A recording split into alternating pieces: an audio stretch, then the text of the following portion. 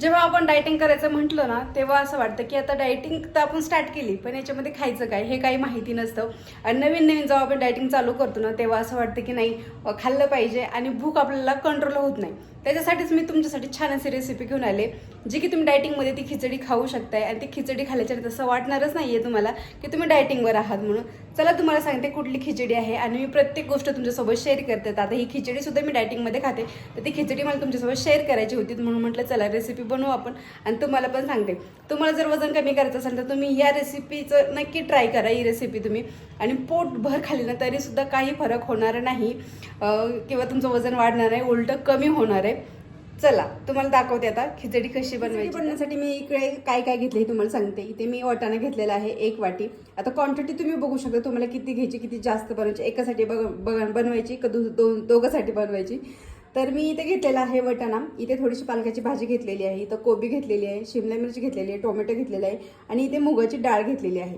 तर याच्यामध्ये तुमच्याकडे अजून घरात कुठल्या अवेलेबल भाज्या असताना त्या तुम्ही याच्यामध्ये मिक्स करू शकताय. ज्या भाज्या असतात आपल्या घरात कुठलीही भाजी म्हणा ते आपण याच्यामध्ये मिक्स करू शकतोय. तर जेवढ्या माझ्याकडे भाज्या होत्या मी तेवढ्या घेतल्या आहेत आणि मला एवढ्या आवडतात. तर ठीक आहे, चला आता मी एवढी ही जी डाळ आहे ना ही स्वच्छ धुवून घेते.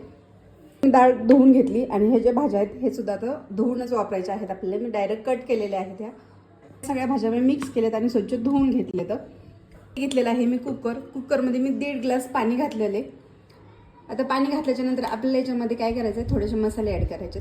थोडीशी हळद आपल्याला याच्यामध्ये मिक्स करायची आहे. त्यानुसार तुम्ही थोडंसं मीठ टाकू शकताय. ती डाळ आपल्या यात घालायची, वाटाणे घालायचे आहेत, त्या सगळ्या आपल्याला याच्यामध्ये घालायच्या आहेत. तेल चांगल्या प्रकारे मिक्स करून घ्यायचं आहे आपल्याला आणि याच्यात 2 शिट्ट्या चांगल्या काढून घ्यायच्या आहेत. कुकर लावून घेते मी आणि याच्यात मस्त 2 शिट्ट्या आपल्याला काढून घ्यायच्यात.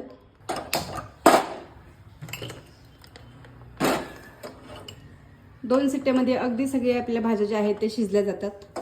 जास्त वेळ आपल्याला नाही ठेवायचा. 2 शिट्ट्यामध्येच डाळ पण शिजते आणि भाजी मस्त. आता 2 शिट्ट्या देऊन घेतल्या. तर आता आपण बघूया कसं झालंय. तर हे बघू शकता तुम्ही एकदम म्हणजे आपण वरणाला जशी डाळ शिजतोय आपण तशा प्रकारे झालेलं आहे एकदम.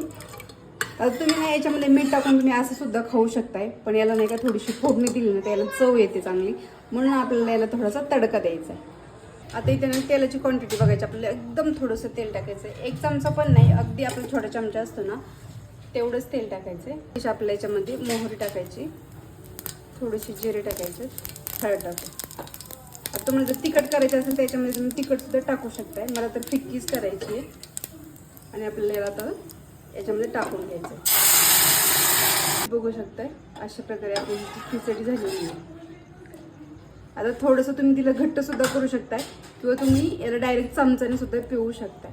बघू शकता किती छान झालंय. आता ही खिचडी किती खावा असं वाटतंय, कारण टेस्ट तेवढी येते त्याच्यामध्ये. आणि ही खिचडी जी आहे ना फक्त वेट लूजमध्ये नाही तर घरातले जे माणसं आहेत त्यांना सुद्धा तुम्ही खाऊ घालू शकताय. मुलं म्हणा छोट्यांनी किंवा आवडत असेल तर घरच्यांना सुद्धा. तर अशा प्रकारे ही खिचडी मी बनवलेली आहे आणि हीच खिचडी जी आहे ती मी डायटिंगमध्ये खाते सध्या, जेणेकरून मला अजिबात वाटत नाही मी डायटिंगवर आहे म्हणून. आणि अगदी पोट भरले आणि वाटतं, रिकामं वाटत नाही आहे पोट. तर एकदा ही जी खिचडी आहे ना तुम्ही नक्की एकदा ट्राय करून पहा. तुम्हाला असं फील होणारच नाही की तुम्ही डायटिंगवर आहात म्हणून ही खिचडी खाल्ल्याच्या नंतर. आणि रिझल्टसुद्धा खूप चांगल्या प्रकारे लागणार आहे आपल्याला.